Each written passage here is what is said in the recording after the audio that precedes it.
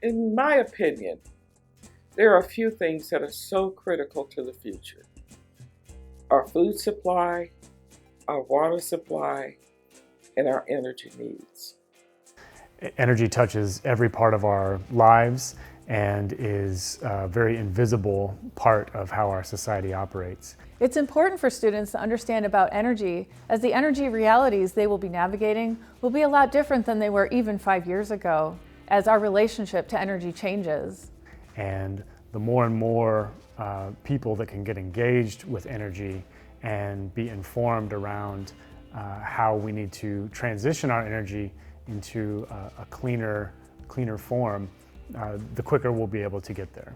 Our goal with these videos is to make sure we get this information out as wide and far as possible to all students, regardless of where they live, their race, gender, cultural background, socioeconomic background, and so on. We want to make sure everyone knows about the opportunities that are growing in energy.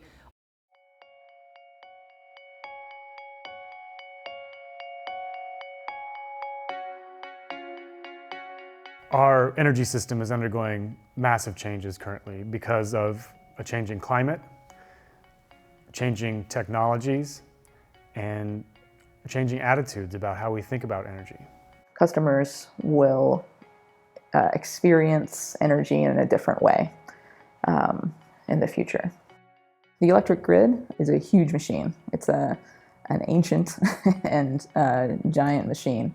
The electrical grid is the network of poles and wires and electricity generation all the way to homes and businesses that use the electricity. The basics of what the utility grid is built around is kind of the one-way flow of power from large generation facilities, coal power plants or hydropower plants, dams, to homes and businesses on smaller and smaller and smaller wires. It's also a very dynamic system where you have generation going up or down, and you also have consumption going up and down. There are days that are very hot or very cold when everyone is turning on their air conditioning and everyone is turning on their heat at kind of the same time. And that can put a strain on the grid. And so it's this balancing act or this equation that always has to be perfectly balanced with the supply meeting the demand. And the utility had a lot of control over the flow of electricity. We were really good, or the whole industry was really good about matching our energy generation and consumption. It's really important that the grid is always in balance because all of our devices and appliances and this whole system is set up to work within very specific parameters. And if the supply and demand are out of whack, it can throw off how the grid operates. And what renewable energy does is disrupt that. And that has historically been a key challenge for integrating distributed renewable energy, is the fact that it's different. It's different than the way the grid is set up. It's just something that the entire energy sector kind of has to figure out, okay, how are we going to make this work? How are we going to innovate on our grid? Which is a lot of work that our utility is doing now and planning for the future.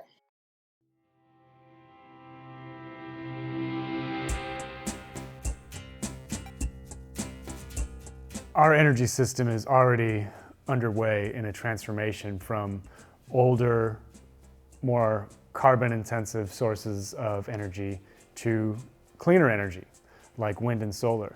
The projects that we work with are solar projects, biopower projects, hydropower projects. Renewable energy can also be wind, geothermal. It can be energy storage, which includes all different kinds of technologies. It can be energy efficiency, which is a smarter way to use energy and to use less energy. So what unites all of these clean energy technologies is that they either produce energy that doesn't emit greenhouse gas emissions, or they enable or integrate those clean energy generators. We're seeing a trend now with utilities wanting to close their older coal-fired generation early due to economic reasons. We've replaced As of this next month, our last coal plant will be non-functioning. And we've replaced that with renewables like wind and solar. So the cost for clean energy has dropped dramatically over the past 10 years. And as the production capacity for all those technologies has increased, it's really lowered the price for consumers, and it's created a new environment where solar and wind and batteries are now some of the lowest cost clean energy technologies available. So in the last 10 years, we've seen a dramatic uptick in the new capacity installed for clean energy. In 2019, 76% of all new electrical generating capacity was clean energy, predominantly wind and solar. I think right now, with the price of wind power and a lot of the renewables going down in price, it's going to make it even more accessible. So clean energy is at a point now where it's become the default choice for utilities wanting to build new generation. And it's become much more prevalent in our society today, where you don't have to go very far to see solar on somebody's roof, or see an electric vehicle driving around, or pass through a wind farm on a road trip.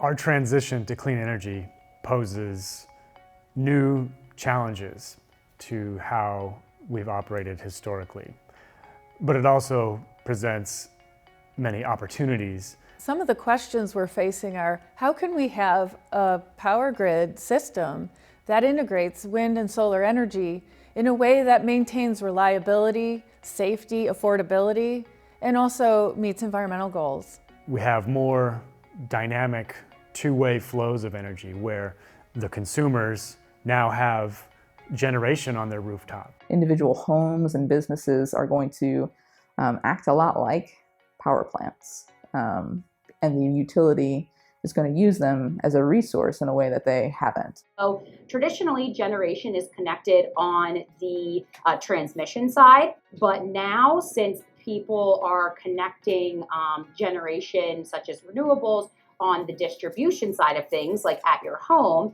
if you are not using that power instantaneously, whatever you are not using is being pushed back onto the distribution grid and kind of sent the opposite direction, which is something that the traditional grid was not set up to do. On the supply side, we have highly variable wind and solar resources that need to be integrated and balanced reliably.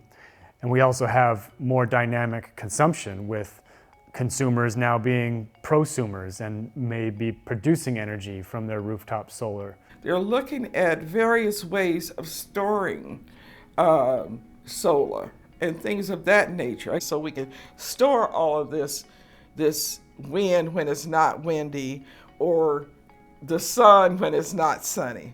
Some people may think that battery storage is the way to fill in the gaps when the sun's not shining, but there's other ways to do it, such as increased transmission and interconnection between different markets. So when the sun is shining in the western US, you could be sharing some of that plentiful resource with the Midwest, for example. When do you use batteries, and when would you use other kinds of technologies such as pumped hydro and ice storage, for example? So we talk about solar, we talk about pairing solar with other renewable technologies like hydro and biogas. You know, places are doing it, but how do we create a market? How do we create an environment where that is the new normal? Federal policies are very important to advancing clean energy, but a lot of the action these days is happening on the state and local level.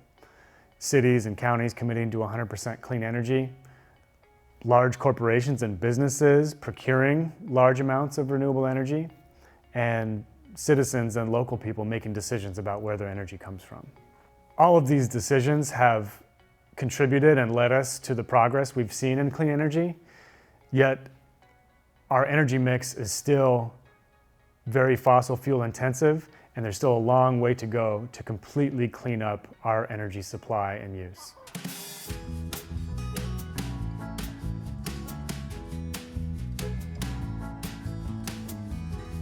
It's a really exciting time in the transportation space because for the first time we have clean mobility options. Electric vehicles are here, they're here to stay, and we believe that they are the future. The market is growing quarter after quarter, it seems, and some electric vehicles that are on the market are even earning top ranks in terms of customer choice and preference. So electric vehicles, or EVs, are now an option for consumers wanting to purchase a vehicle because of the cost declines of lithium-ion batteries. The basic differences between a traditional internal combustion powered car and an electric vehicle are: in a battery electric car, and that is one that doesn't have any engine at all, it just has an electric motor, it is always going to be powered by energy that's stored in the battery that is inside the car. And the battery is charged up by plugging it into a wall. Because there isn't any liquid fuel being consumed by the car and burned in an engine, there are zero tailpipe emissions. In fact, there is zero tailpipe altogether. The proliferation of electric vehicles holds tremendous promise for both clean transportation, but also more cost-effective transportation, because electric vehicles have lower fuel costs and lower maintenance costs. More and more auto manufacturers are getting into this space and are coming out with vehicles with longer and longer ranges. I personally drive one. I absolutely love it. I've had it 3 years. I haven't put any money into it other than maybe charging it up. So great. It's predicted to increase by 30% by 2030. So these types of cars are definitely going to be becoming more prevalent on the roads. By the early 2020s, we'll see cost parity between electric vehicles and their similar gasoline counterparts. It isn't just for cars, it's also for fleet vehicles. We're also looking at these electric scooters, electric bikes. So this is really just an entire industry shift that's happening. So as a utility company, since they're powered by electricity, we need to basically be ready to be able to power these cars. Where is the infrastructure, charging infrastructure going to be, and will our grid be able to handle that? So what I'd like educators to know and to acknowledge is that in 5 to 10 years from now, when their current students are leaving school and perhaps buying their own car, that car purchase is going to be something entirely different, and it's going to look entirely different than it might look for you today. Your students will need to think about things in kilowatt hours instead of miles per gallon.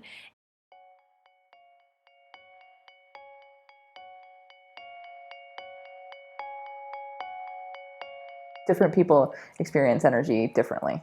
What has become pretty apparent is that the folks who have been able to access kind of clean energy options the most are folks who already have means. Many of the solutions that have been designed are designed around a specific cultural group, forgetting all the rest of the folks that would be interacting with that system. For example, solutions that work in an urban environment may not translate into a rural environment. Low-income people, people with disabilities, those that speak a second language or non-English speakers. Low-income communities, communities of color, have not had access to the same ways to control their energy usage or access to generating energy for a variety of reasons. There are embedded inequities in our society that reflect within our work, and it's our job to make sure that doesn't continue. There's some barriers. Barriers like the information you need in order to apply isn't easy to obtain. Making that information available and relevant to communities is a really big way to show folks that there really is a role for them to play in transitioning our energy system. Low-income individuals often, the burden of energy, the cost of energy is very high relative to their income. We are not going to reach any of our renewable or climate change goals unless everybody participates. how do we think about inclusiveness in a different way and to really give it the attention that it needs? How can we bring everybody to the table? There's a lot of opportunities, whether it be in jobs, cost savings on your energy bills, or even wealth building through creating new projects in your community. What we think of a typical community would not be interested in is quite the opposite. They're very interested, and there are just all these barriers that they're seeing or they're experiencing. We just need to get the word out there to people that typically don't think you're talking to them because they have some idea, they don't know that there's something that they can participate in. And to identify solutions that would actually work for the communities.